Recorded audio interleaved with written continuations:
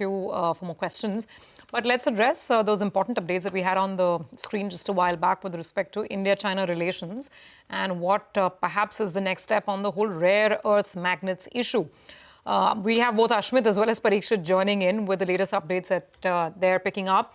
Ashmit, let me come to you. I mean, as far as engagement with China is concerned, I don't know, too early to say that there is some sort of a rethink or maybe a move to reset to an extent. What are you picking up?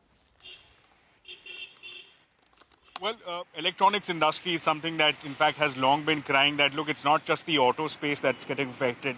Electronics players are also getting impacted due to these Chinese restrictions. Now, we raise these questions within the government, and what government officials are telling us is that given the size and scale of the electronics industry in China, there has to be some engagement, there has to be flexibility in terms of engaging with Chinese entities, with Chinese players. In fact, the government officials tell us is that overall, more than 60% globally of electronics manufacturing sits out of China, sits out of Beijing, and therefore engagement with Beijing cannot be avoided. Now, these statements coming out from government officials come on the back of three very interesting triggers. Well, number one, let's bear in mind that only as early as last night, we saw Dixon announcing that they have managed to get the government's blessings and the government's approval for a JV with a Chinese entity called Longcheer. So we're already seeing this engagement translate into action. Dixon already getting an approval from the government, from METI.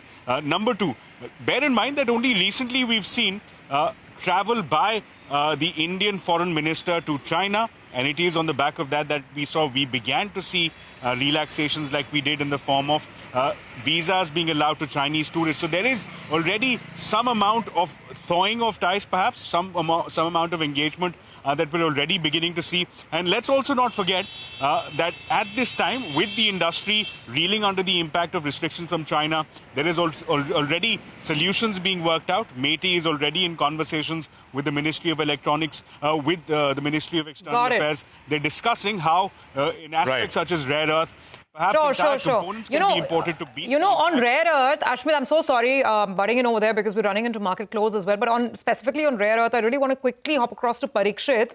Parikshit, you've been picking up inputs from your sources as well in terms of this meeting that the External Affairs Minister had with the Chinese counterparts recently. So, I don't know, is there any hope on the rare earth issue? Well, this meeting between Chinese Foreign Minister Wang Yi and Indian Foreign Minister S. Jaishankar took place in Beijing on the 14th of July. This was the first foreign ministers' meeting in Beijing after the Galwan clashes, and the issue of rare earth restrictions was raised, and India urged the Chinese not to put these restrictions and barriers on trade, so to say. We believe that the meeting ended on a positive note. There were a few asks by the Chinese side. One, to give permission to set up plants in India by Chinese companies, free movement of people, and border disputes should not be allowed to derail the larger relationship, and we should keep on talking. So we're already seeing some movement in terms of JVs with Chinese companies being cleared. Visas for tourists is already being allowed now. So the industry is confident that there may be some positive messaging on the rare earth front in the coming few months. As of now, the situation hasn't changed, but the hope is that this meeting between the Chinese Foreign Minister and the Indian External Affairs Minister will lead to something positive.